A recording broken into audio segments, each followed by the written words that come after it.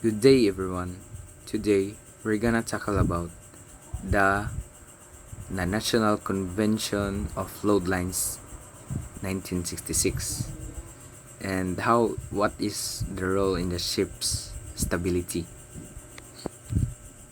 So, the International Convention of Load Lines since 1966 is a crucial international maritime treaty that established the minimum freeboard, or the height of the ship's side above the waterline for ships.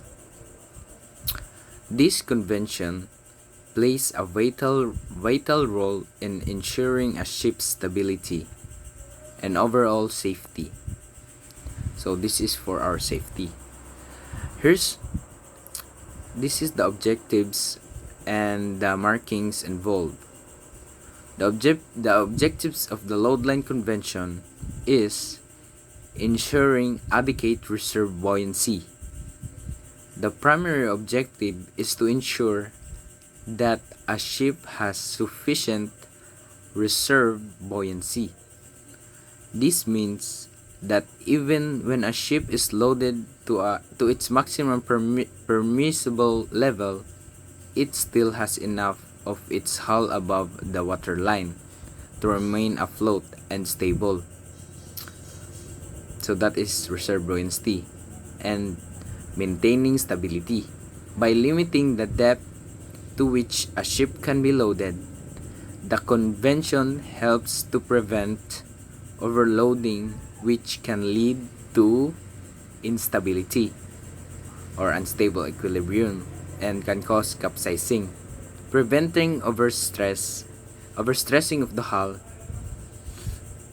and overloading can place excessive stress on a ship's hull, potentially leading to structural failure. The load line regulations help to prevent this.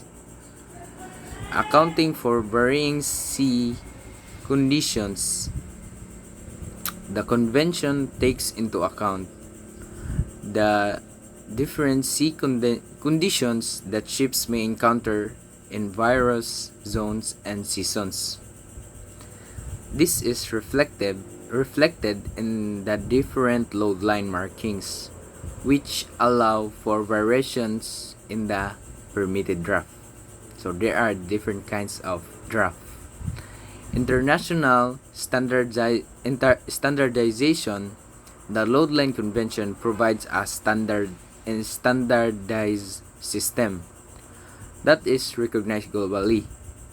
It's for the safe loading of the ships. So these are the load line markings. The load line markings, which are placed amidships on both sides of the ship, indicate the maximum permissible draft in different conditions. The key markings include the deck line, a horizontal line that indicates the upper edge of the freeboard deck. Load line disc and lines, a circular disc with horizontal lines extending from it.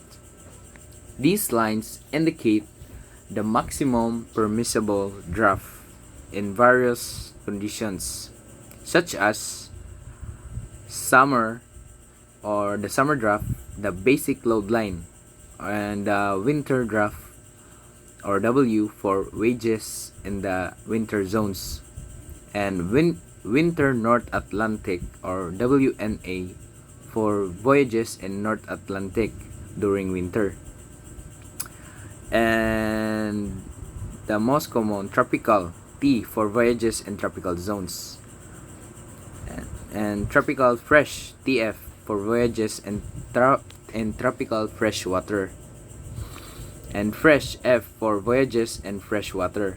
Role and stability of the ship.